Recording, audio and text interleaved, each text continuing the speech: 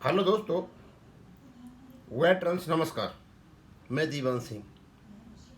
आपको पता है कि आईबीए के एचआर हेड ने एक लेटर निकाला, medical group insurance serving as well as retired bank employees, क्योंकि 31/3/2026 को जो पॉलिसी ख़त्म हो जाएगी, उसके बाद 1/11/2026 से नई पॉलिसी लेनी होगी। उसके बारे में कुछ सजेशंस मांगे हैं और उसकी लास्ट डेट है 10 जुलाई 2026। उसी के संदर्भ में एडवोकेट कमल पाटनी जी ने एक लेटर लिखा है वित्त मंत्रालय को। आपको पता है कि खंडेलवाल समिति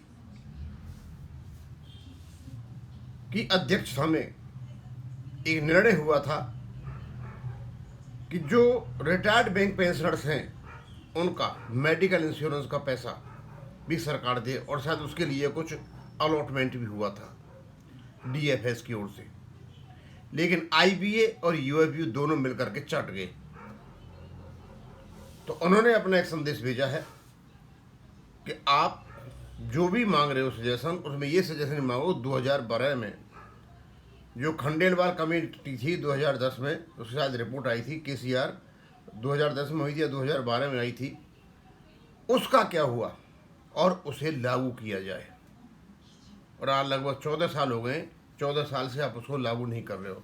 तो लेटर है उसी संदर्भ में है, बहुत बड़ा लेटर नहीं है, मैं इसको आपको पढ़ के बता देता हूँ।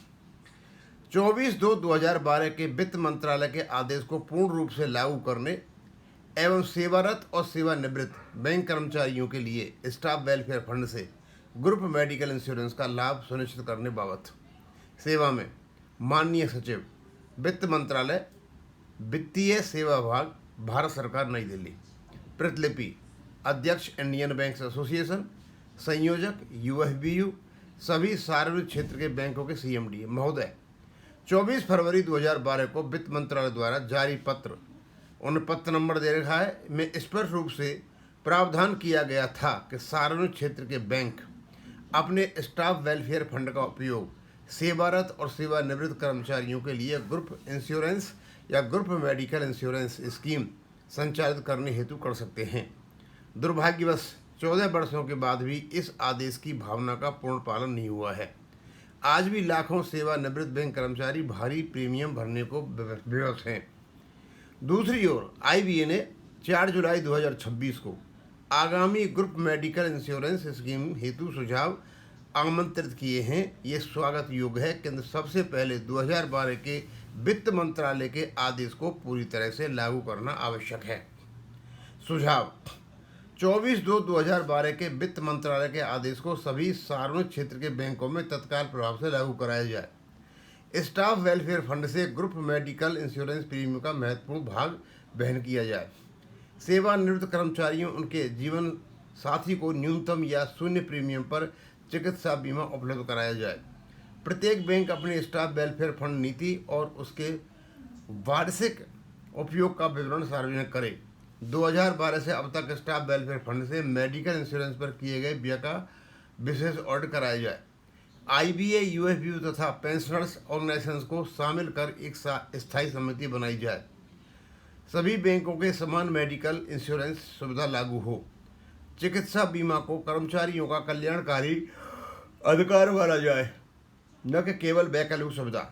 अतः निवेदन है कि 2012 के आदेश को प्रभावी रूप से लागू कर लाखों बैंक कर्मचारियों पेंशनरों को राहत प्रदान करने की कृपा करें। कमल पाटनी, एडवोकेट।